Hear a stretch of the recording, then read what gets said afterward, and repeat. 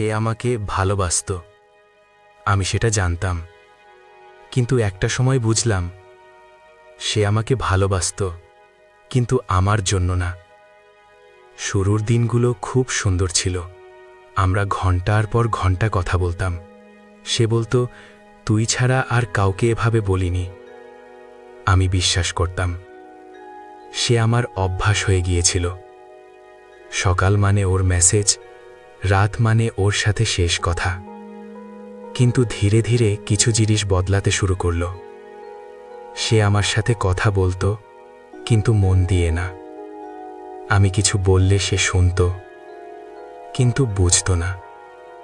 একদিন হঠাৎ বুঝলাম সে আমাকে ভালোবাসে, কিন্তু সে আমার শান্তি না। সে আমাকে দরকারের সময় খুঁজত, একাকিত্বে ফোন করত, মন খারাপ হলে আমার কাছে আসত। কিন্তু আমি যখন ভেঙে পড়তাম সে ব্যস্ত হয়ে যেত। আমি তখনও নিজেকে বোঝাতাম, সব সম্পর্কেই এমন হয়, সবাই তো সব সময় পারফেক্ট হতে পারে না। কিন্তু ভেতরে ভেতরে একটা প্রশ্ন বাড়ছিল, আমি কি তার প্রায়োরিটি, নাকি আমি শুধু তার অপশন? সে আমার সাথে ভবিষ্যতের কথা বলতো, কিন্তু পরিকল্পনায় আমি থাকতাম না। সে বলতো, একদিন সব ঠিক হবে, কিন্তু আজকে ঠিক করার কোনো চেষ্টা ছিল না। আমি বুঝতে শুরু করলাম সে আমাকে হারাতে ভয় পায়, কিন্তু আমাকে রাখতে চায় না। সবচেয়ে কষ্টের জায়গাটা জানেন? আমি ওকে দোষ দিতে পারিনি, কারণ সে আমাকে মিথ্যে বলেনি। সে শুধু আমাকে পুরোটা দেয়নি।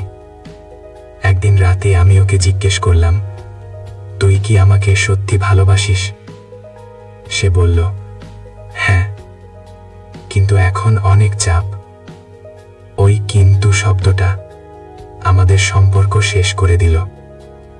ভালোবাসায় কিন্তু থাকলে সেটা অজুহাত হয়ে যায়। আমি ধীরে ধীরে নিজেকে গুটিয়ে নিতে শুরু করলাম। কম কথা বললাম, কম প্রত্যাশা করলাম, কম স্বপ্ন দেখলাম।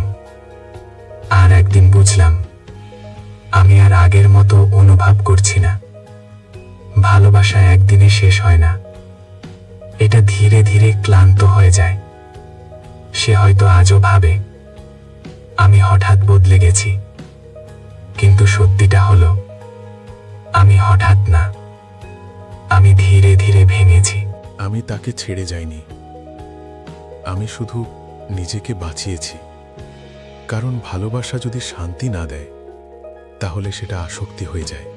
আর আমি একদিন সিদ্ধান্ত নিয়েছিলাম, আমি কারো প্রয়োজন হব না, আমি কারো পছন্দ হতে চাই। আজ সে হয়তো ভালো আছে, হয়তো নতুন কারো সাথে আছে। আমি রাগ করি না, কারণ আমি শিখেছি কেউ আমাকে অর্ধেক ভালোবাসলে আমি পুরোটা দিয়ে যাব না।